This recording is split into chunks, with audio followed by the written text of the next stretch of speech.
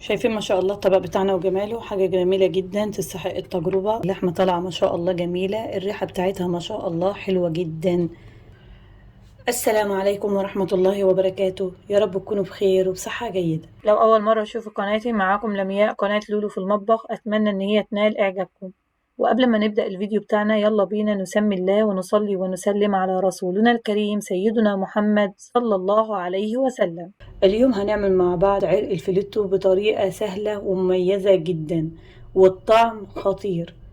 عرق الفيليتو يعتبر أنعم وأطرى قطعة لحمة ممكن تجيبيها. أول حاجة هنبدأ نتبلها ملح وفلفل بس، معلقة ونص صغيرة من الفلفل الأسود خلطاها بمعلقة كبيرة من الملح. هنبدأ دلوقتي نرشها عليها وندعكها بها كويس جدا بالشكل ده.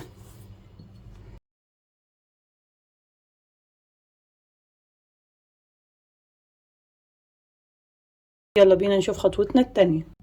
بعد كده جبنا صينية، ضفنا عليها معلقتين كبار من السمنة، وهننزل عليها بمعلقتين كبار من الزيت بالشكل ده. هننكه السمنة معانا، هننزل بقرنين من الفلفل الأخضر بيدي طعم جميل جدا، ومعانا بصلة متقطعة شرائح بالشكل ده، 3 فصوص من الثوم، ومعلقة صغيرة من الروزماري. كل ده بيدي نكهة جميلة جدا لعرق الفيليتو اللي معانا. هنبدأ ننزل بعرق الفيليتو، نسمي ونقول بسم الله. هنحمره على جميع الجوانب، لان اما بتدوله الصدمه بيقفل المسامات معانا وما يكشش معاك او حجمه يقل. بعد ما اخد الصدمه على الوش ده، هنقلبها على الوش الثاني، نسمي ونقول بسم الله. شايفين ما شاء الله، ما تستعجليش عليه.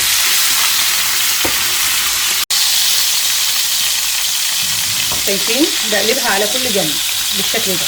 بعد ما حمرناها من جميع الجوانب، اخدت معانا مده 10 دقائق، من 10 ل 12 دقيقه.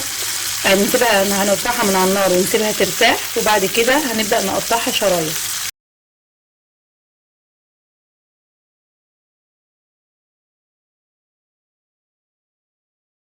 شايفين معانا ما شاء الله. بعد ما قطعناها هنبدأ في خطوتنا التانية. معانا طاسة حطيناها على النار، ضفنا فيها معلقة كبيرة من السمنة البلدي، معلقة كبيرة من الزبدة،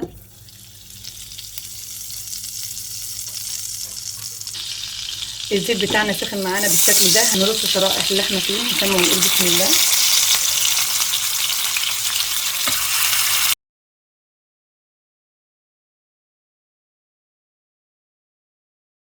هنسيبها على نار متوسطة لمدة 5 دقايق، وهنغطي عليها عشان البخار يسويها من فوق ومن تحت كويس جدا. ما شاء الله بعد مرور 5 دقايق قلبناها بالشكل ده.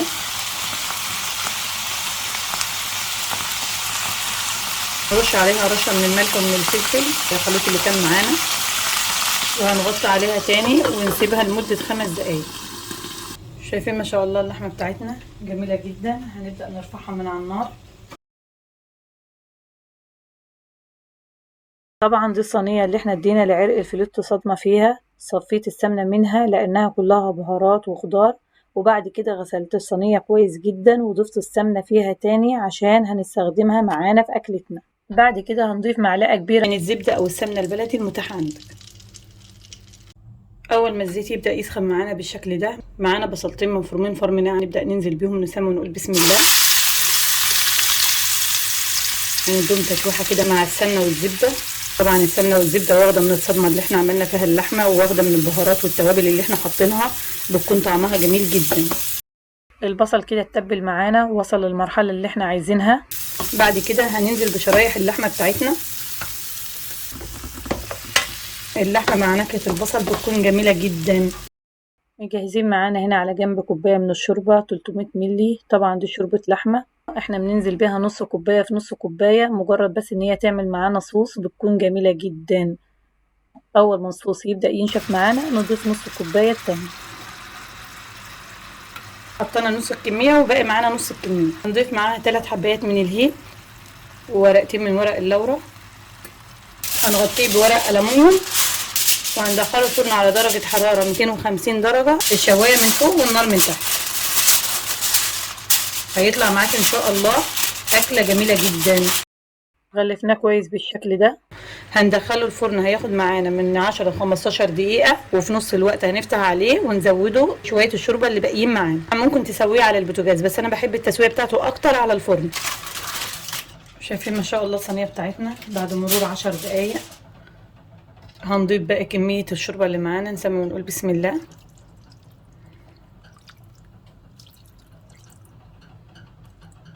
طبعا دي كمية الملح والفلفل اللي كانوا معانا، اللي انا وزعتهم على الاكلة واحنا بنطبخها. هضيفها عليها اخر شيء.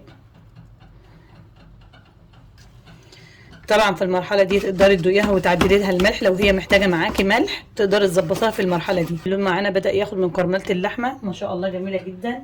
نغطي عليها ونسيبها كمان مدة 10 دقايق تانيين، وبتطلع معاكي اجمل واطيب لحمة ما شاء الله. الصينيه بتاعتنا بعد ما خرجت معانا، قبل ما اخرجها ب5 دقايق شلت الورق الفويل من عليها، واخدت معانا اللون الجميل اللي انتوا شايفينه معانا ده. بعد كده هندي لها ريحه الفحم، بتكون جميله جدا معاها كانك شوياها على الفحم. هنا قطعه من الفحم في ورق الفويل زي ما انتوا شايفينها بالشكل ده، ننزل عليها بنقطه زيت، نسمي ونقول بسم الله.